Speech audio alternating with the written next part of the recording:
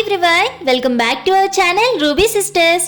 Oven లేకుండా fish ఫ్రైని, అది కూడా ప్యాన్ మీద టేస్టీగా, బయట క్రిస్పీగా లోపల సాఫ్ట్గా ఎలా చేసుకోవాలో చూద్దాం.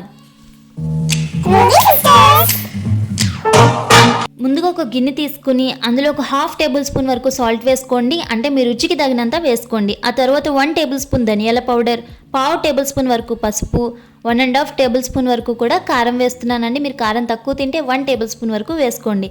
ఆ తర్వాత 1/2 టేబుల్ స్పూన్ జీలకర్ర పౌడర్, 2 టేబుల్ స్పూన్స్ వరకు కూడా అల్లం వెల్లుల్లి పేస్ట్ వేసుకోండి.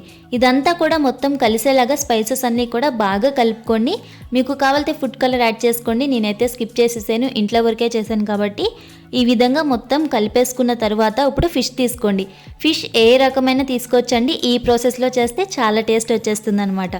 ఫిష్ని మనం వాసనది ఏమీ లేకుండా ఎలా క్లీన్ చేసుకోవాలో ఆల్రెడీ మన ఛానల్లో వీడియో చేసి పెట్టామండి, షార్ట్ వీడియో. ఎవరైనా చూడకపోతే ఒకసారి చూసేసేయండి.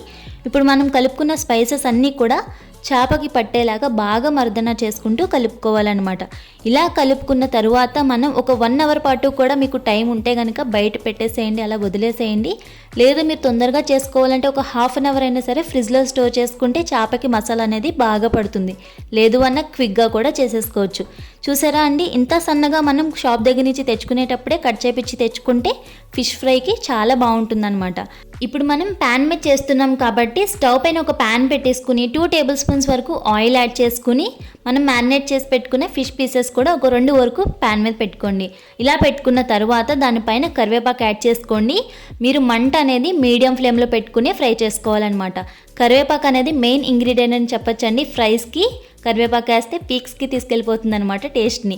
ఇప్పుడు చేప ముక్కలు ప్యాన్ మీద పెట్టుకున్న తర్వాత 5 నుంచి 6 నిమిషాల పాటు ఒక సైడ్ కాలనివ్వండి. ఒక సైడ్ కాలిన తరువాతే ఇంకొక సైడ్కి తిప్పుకుని అటు కూడా 5 నుంచి 6 నిమిషాలు కాల్చుకుంటే చేప అనేది ఫ్రై రెడీ అయిపోతుందండి. 5 నుంచి 6 నిమిషాలు అయిన తరువాతే మనం తిప్పాలన్నమాట. లేదు అంటే కనుక మసాలా అనేది చేప నుంచి డివైడ్ అయిపోతుందన్నమాట. మీరు ఫిష్ ఫ్రైని అప్పటికప్పుడు క్విక్గా టేస్టీగా చేసుకోవాలనుకున్నప్పుడు ఒక్కసారి ఈ స్టైల్లో చేసుకోండి, చాలా బాగుంటుంది. వీడియో నచ్చితే వీడియోకి ఒక లైక్ ఇచ్చి రూబీ సిస్టర్స్ ఛానల్ని సబ్స్క్రైబ్ చేసుకోండి. Thanks for watching.